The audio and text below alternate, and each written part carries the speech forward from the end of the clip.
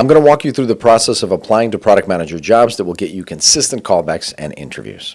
My name is Alex. I'm the founder of the Product Career Accelerator and a former group PM at Google. Inside PCA, we help proactive PMs go all the way from the resume and application process to the interviews and offer negotiation. Just last week, I personally helped negotiate offers above $500,000 total compensation for 5 PCA members. All right, you got your resume done. It's crisp, tight one-pager without any funny fonts, and you're ready to apply. So this is generally what I tell my clients and folks inside PCA on how to think about this.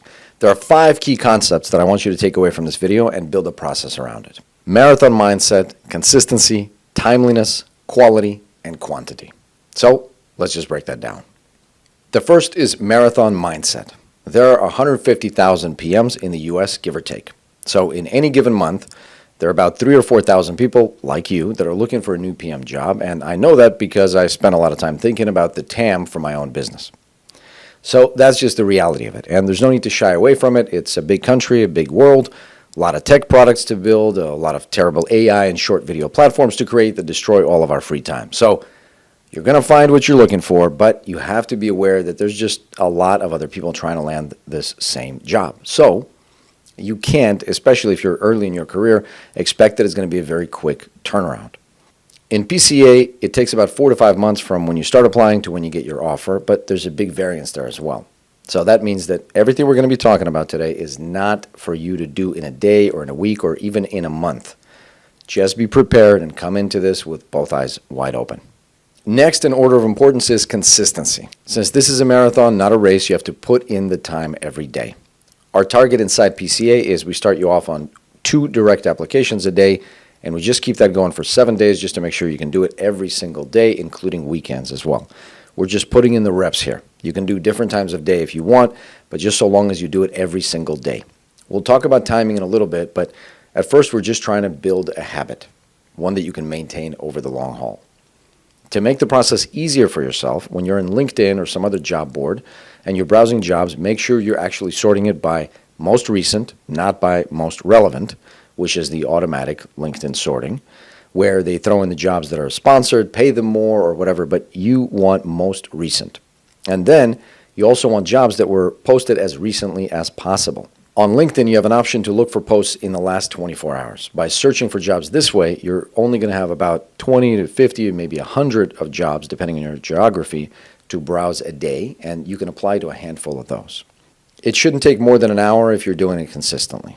Once you've built this habit, we encourage folks to increase the applications to as many as 10 or 15 a day if you can find them. As one of my very successful PCA members put it, LinkedIn will tell her how many other applications, how many other applicants have tried to apply to a particular job. And oftentimes it can be 100, 200, or even 300 applicants for that role. So the way that she interprets that is, as a candidate, she has to apply for 300 jobs to expect to get a callback. Of course, it's not quite as extreme, but this is why she was out there every single day doing this consistently. And she ended up getting a ton of callbacks, a bunch of interest from big companies, because her approach from the beginning was not to let me apply to a few jobs on Monday and then wait for a couple of weeks, or let me save a few jobs to apply for later. No. Instead, she understands it's a high volume game. She applied every day. All right. Next is timeliness. Timeliness matters, especially because it's an open market, and in most cases, first come, first serve, all things being equal. Recruiters don't wait until the end of the month to check 20,000 resumes that they've received. They'll check toward the end of the day or the end of the week or the absolute latest, and they're just going to go in order. They're not going to start with application number 2003. They're just going to start with the very first resume they received. So you really want to be one of the first people to apply to maximize your chances of hearing back from them, which means applying earlier in the day is better than applying later in the day. Earlier in the week is better than later in the week. It also means you might have to actually check LinkedIn multiple times a day at specific intervals or set alerts when a job has been posted so you're one of the first to hear about it. Don't save jobs to apply for later on the weekend. Just apply right away. Don't save to see if you can reach out to your buddy who you haven't spoken to in 5 years, and don't save it to apply all at the same time at a perfect future point. Just apply. Next on the list is quality. Quality in this case means a brief, clear, and customized resume. We've got a full video on how to write your resume, but really quickly here. You want to change the fewest elements on the resume as possible, which means that ideally you're just changing the top 2-line or 3-line summary. You're adding or moving a bullet at the top of the resume that the recruiter called out in the description. Remember, resumes are scanned, not read, so no need to rewrite your entire resume. Recruiters just need enough positive signals from the resume, a few keywords, several levels of impact, and length of experience to know whether or not they want to give you a call. So just change the 3 to 5 key elements that the hiring manager is looking for to maximize your chances of getting a callback. And it's important to note here that you should not take yourself out of the running by default. I see a lot of people say, hey, I won't be able to get this job because I don't meet all the requirements. My bar is 50%. If you meet 50% of the requirements of the particular job, you should just go for it. Nobody's perfect, and you're going to be way too restrictive, and you're not going to give yourself a chance if you set the quality bar too high. Don't do that. It's hard enough as it is. Don't also take yourself out of the running before you even have a chance to review. So don't play against yourself. Lastly, we've got quantity.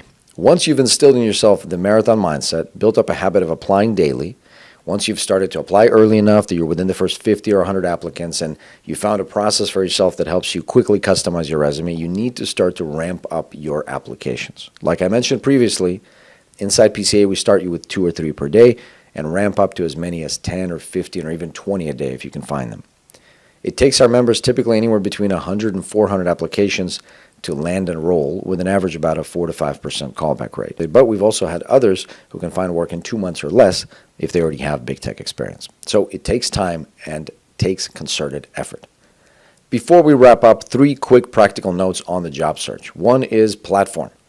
Where should you look for jobs? Should you look on LinkedIn or Indeed or whatever, or like this cool new AI or startup list? My recommendation is straightforward. All product management jobs, 99% of them are going to be on LinkedIn in some way, shape, or form. That's where employers are going to try to find the best top tech talent. So I would not waste time on any other platform unless you're looking for some specific niche or you're extremely senior looking for a leadership or executive position. Assuming you're junior, mid, or senior position, then LinkedIn is the place to be to look for jobs. The second point is on geography's location. We have a specific video that talks about best locations for PM jobs, but in short, most PM jobs are going to be in big tech hubs like San Francisco Bay Area, Seattle, or to a lesser degree, New York or Los Angeles. If you're hitting a wall when trying to go for quantity, then consider potentially relocating to these big tech hubs. They could usually bring about a jump in total compensation as well. Not only are there many more opportunities, but the total compensation package can be as much as 3 times higher than in a place like Arizona or Utah. Last practical point is to keep track of your applications, but don't go nuts here. Don't create a crazy Excel CRM dashboard for yourself. Keep it simple. The goal of tracking is to see if you're actually being consistent and putting in the work. When did you apply? How many times did you apply? What companies? And did you follow up? Following up and networking is actually the subject of our next video. Having a strong resume, applying daily will only get you so far. In order to maximize your chances of landing an interview, let alone a job, you've got to network. Don't consider the application complete until you've also tried to network your way into these relationships and into these people's vicinity. Thanks very much. Good luck. I'll see you in the next one.